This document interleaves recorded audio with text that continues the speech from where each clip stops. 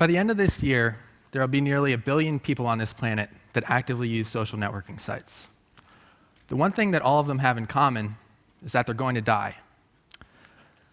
Now, while that might be a somewhat morbid thought, I think it has some really profound implications that are worth exploring.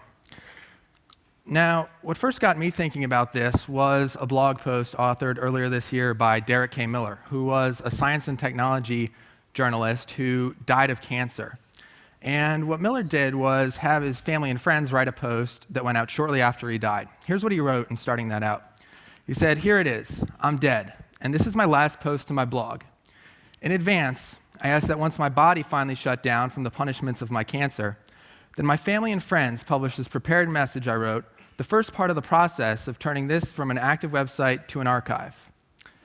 Now, while as a journalist, Miller's archive may have been better written and more carefully curated than most, the fact of the matter is that all of us today are creating an archive that's something completely different than anything that's been created by any previous generation. Consider a few stats for a moment. Right now, there are 48 hours of video being uploaded to YouTube every single minute. There are 200 million tweets being posted every day. And the average Facebook user is creating 90 pieces of content each month. So when you think about your parents or your grandparents, at best, they may have created some photos or home videos or a diary that lives in a box somewhere. But today, we're all creating this incredibly rich digital archive that's going to live in the cloud indefinitely, years after we're gone. And I think that's going to create some incredibly intriguing opportunities for technologists. Now, to be clear, I'm a journalist and not a technologist, so what I'd like to do briefly is paint a picture of what the present and the future are going to look like. Now, we're already seeing some services that are designed to let us decide what happens to our online profiles and our social media accounts after we die. One of them, actually fittingly enough, found me when I checked into a deli at a restaurant in New York on Foursquare. Hello? Adam, Yeah. death can catch you anywhere, anytime, even at the organic. Who is this?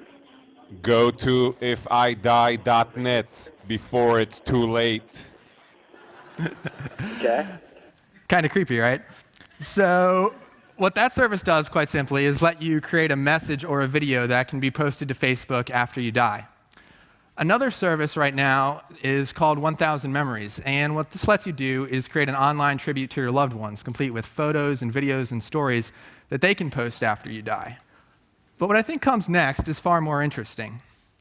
Now, a lot of you are probably familiar with Deb Roy, who back in March demonstrated how he was able to analyze more than 90,000 hours of home video. I think as machines' ability to understand human language and process vast amounts of data continues to improve, it's going to become possible to analyze an entire life's worth of content, the tweets, the photos, the videos, the blog posts that we're producing in such massive numbers. And I think as that happens, it's going to become possible for our digital personas to continue to interact in the real world long after we're gone, thanks to the vastness of the amount of content we're creating and technology's ability to make sense of it all.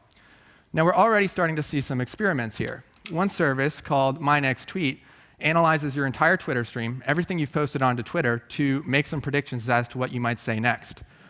Well, right now, as you can see, the results can be somewhat comical. You can imagine what something like this might look like 5, 10, or 20 years from now as our technical capabilities improve. Taking it a step further, MIT's Media Lab is working on robots that can interact more like humans. But what if those robots were able to interact based on the unique characteristics of a specific person, based on the hundreds of thousands of pieces of content that that person produces in our lifetime? Finally, think back to this famous scene from election night 2008 back in the United States, where CNN beamed a live hologram of hip-hop artist will.i.am into their studio for an interview with Anderson Cooper. What if we were able to use that same type of technology to beam a representation of our loved ones into our living rooms, interacting in a very lifelike way based on all the content they created while they were alive? I think that's going to become completely possible as the amount of data we're producing and technology's ability to understand it both expand exponentially. Now, in closing, I think what we all need to be thinking about is if we want that to become our reality. And if so, what it means for our definition of life and everything that comes after it. Thank you very much.